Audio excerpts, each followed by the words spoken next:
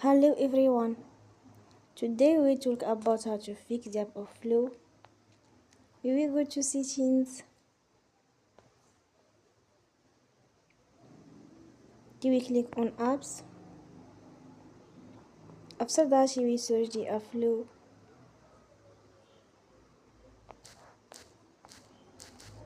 And you will click. You will on Forcestop. After that you will go to storage. You will click on clear cache.